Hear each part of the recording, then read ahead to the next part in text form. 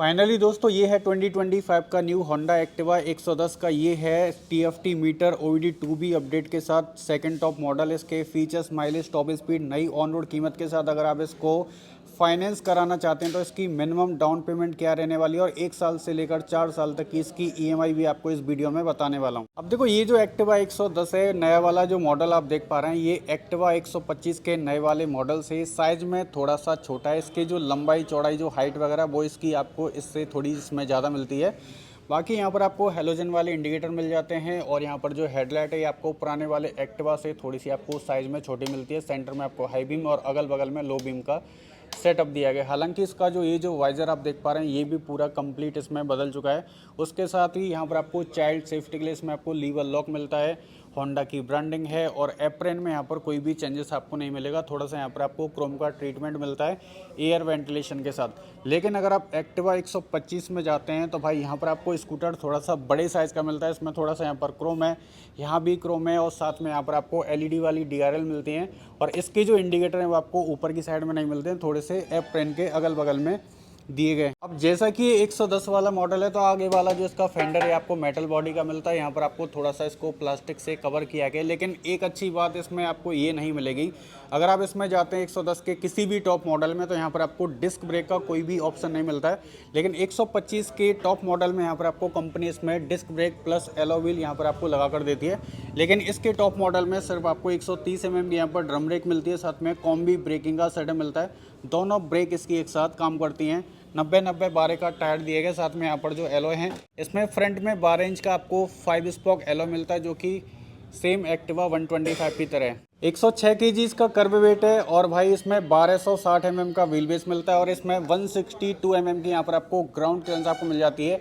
इसकी build quality की अगर मैं बात करूँ तो इसका जो वाइज़र है ये आपको प्लास्टिक का मिलेगा, ये फाइबर है, ये मेटल है, ये मेटल है और ये वाला जो पार्ट है बेस वाला ये भी मेटल का मिलता है, ये भी मेटल का मिल जाता है। लेकिन अगर आप इस नए वाले एक्टिवा 125 में जाते हैं तो इसके जो साइड वाले पैनल हैं ये पहले मेटल के थे, अब ये प्लास्टिक बॉडी के हो चुके हैं। अब स्कूटर का सबसे बेस्ट पार्ट ये है कि भाई इसमें इतना लार्ज लेग स्पेस एरिया आपको मिल जाता है कि आप चाहो तो इसमें घर का जो गैस का सिलेंडर है वो यहाँ पर आप आराम से कैरी कर सकते हैं। आप 20 लीटर की जो पानी की जो डिस्पेंसर वाली बोतल आती है वो भी यहाँ पर आप रखकर इसमें आराम से ले जा सकते हैं। यहाँ पर एक्टिवा लिखा हुआ है 3D क्रोम के साथ और यहाँ पर आपको फुटरेस्ट आपको फोल्डेबल मिलते हैं जो कि रबर प्लस मेटल के बने हुए हैं। यहाँ पर आपको इसमें यूटिलिटी बॉक्स मिल जाता है। इसमें आप चाहो तो 2 लीटर की पानी की बोतल या 1 लीटर की पानी की बोतल आराम से रख सकते हैं या फिर आप इसमें अपने मोबाइल को भी रख के यहाँ पर टाइप सी की डेटा केबल इसमें लगाकर अपने मोबाइल को स्कूटर को चलाते समय भी आराम से चार्ज कर पाएंगे। यहाँ पर जो है वो टायर के प्रेशर की सारी जानकारी आपको मिल जाती है।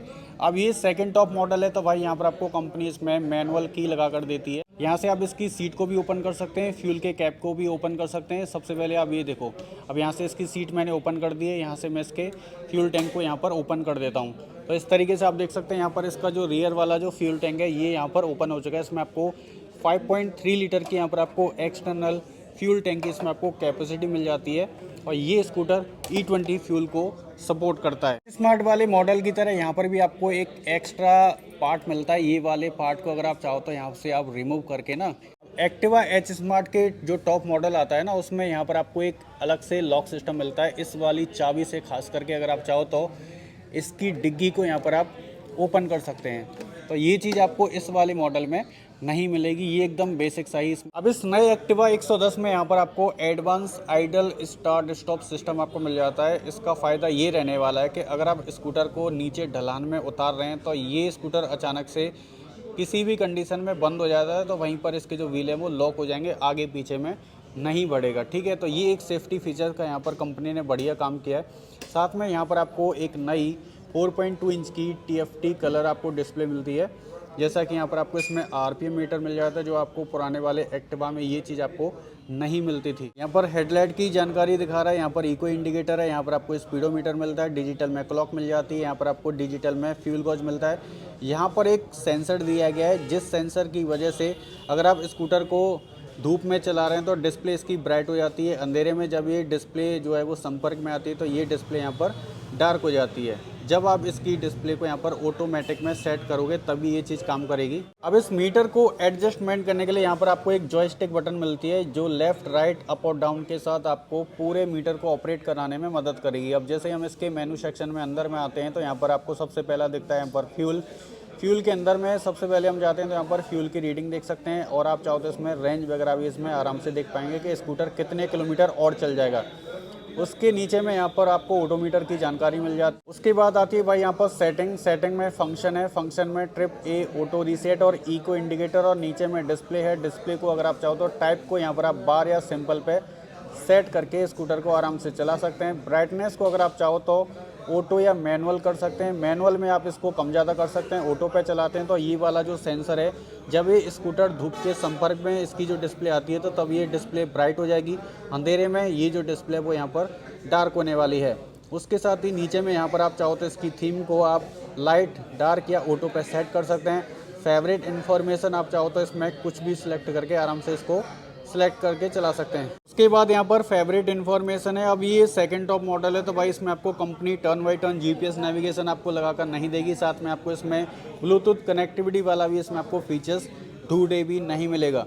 साथ में यहाँ पर आपको होंडा की ब्रांडिंग दी गई। इसका जो पूरा डैशबोर्ड है ये भी पूरा कंप्लीट बदल चुका है। यहाँ पर आपको पासिंग, अपर डिपर और यहाँ पर इंडिकेटर और ये है भाई इसका हॉर्न इसमें आपको वही पुराना वाला मिलेगा, लेकिन इसका जो लेआउट वगैरह ये पूरा कंप्लीट बदल चुका है। ग्रिप वगैरह भी इसकी जो है वो पूरी कंप्लीट बदल चुके हैं, जो कि ये स्कूटर पहले से काफ़ी ज़्यादा कंफर्ट आपको देने वाला है।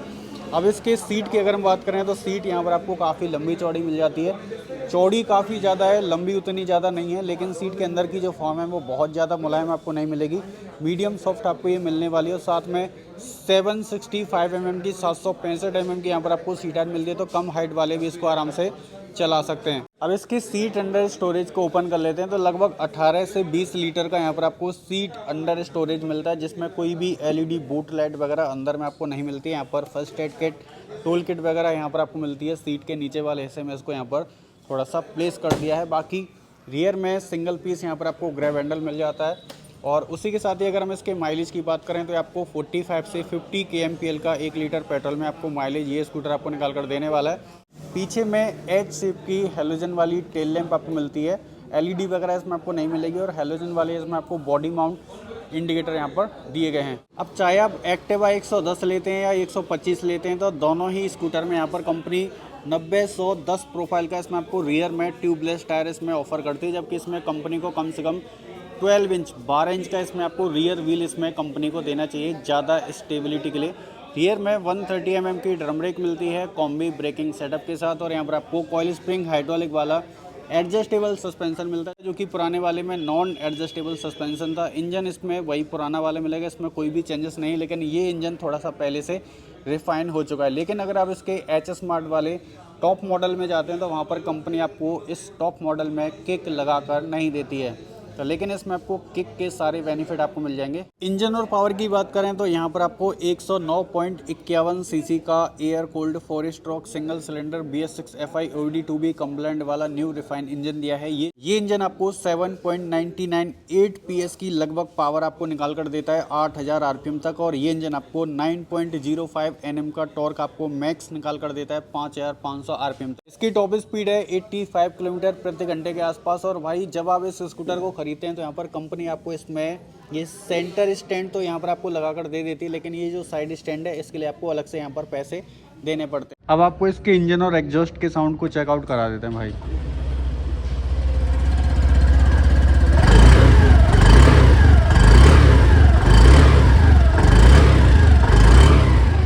तो अब बात कर लेते हैं इसकी लोन EMI डाउन पेमेंट और इसके प्राइस के बारे में। तो ये एक्टिवा 110 का TFT मीटर वाला OBD2B वाला सेकंड टॉप मॉडल है। इसकी नई एक्स-शोरूम कीमत है 94,033 रुपये, और ये ऑन रोड आपको बढ़ जाता है RTO इंश्योरेंस के साथ 1,12,466 रुपये का।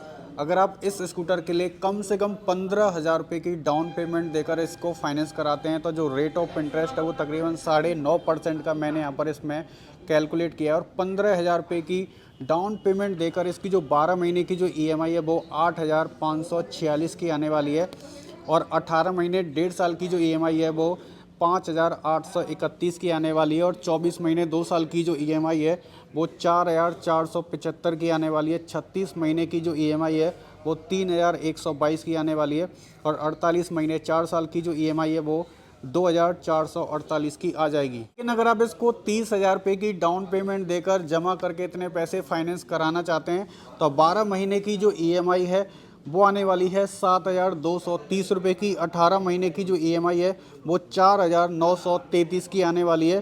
24 महीने की जो EMI है 30,000 की डाउन पेमेंट देने के बाद 3,786 की आने वाली है। 36 महीने की जो EMI है वो आने वाली है 2,641 की और 48 महीने 4 साल की जो EMI है वो आने वाली है इस स्कूटर की 2,071 रुपये की मात्र। अब ये तो मैंने फाइनेंस की डिटेल आपको बता दी है भाई। फाइनेंस कराने के लिए आपके पास कौन कौन से डॉक्यूमेंट होना ज़रूरी है। पहला यहाँ पर PAN card, Aadhaar card, voter card, electric bill और बैंक की 3 महीने की स्टेटमेंट या आपके पास पासबुक अपडेट होना ज़रूरी है। एक फ़ोटोग्राफ लगेगा और एक कैंसिल चेक या आप चाहो तो ATM का भी इसमें इस्तेमाल कर सकते हैं स्कूटर को फाइनेंस कराने के लिए। दोस्तों ये ऑन रोड कीमत की जानकारी मैंने आपको बताई है। Cloud9 Honda two wheeler showroom, Jessore road, Madhyamgram, Kolkata showroom की सारी जानकारी आपको इस वीडियो के डिस्क्रिप्शन बॉक्स में मिल जाएगी। अगर आप कोलकाता, हावड़ा, हुगली, मध्यम ग्राम, VIP रोड आसपास के रहने वाले हैं तो आप शोरूम के नीचे दिए नंबर पर कॉल करके और भी ज़्यादा जानकारी आप ले सकते हैं। अगर आप चाहते हैं कि आपके शहर में इस स्कूटर की ऑन रोड कीमत क्या है तो कमेंट करें अपनी सिटी का नाम, मैं आपको आपके शहर की ऑन रोड प्राइस इसकी रिप्लाई करके बता दूंगा।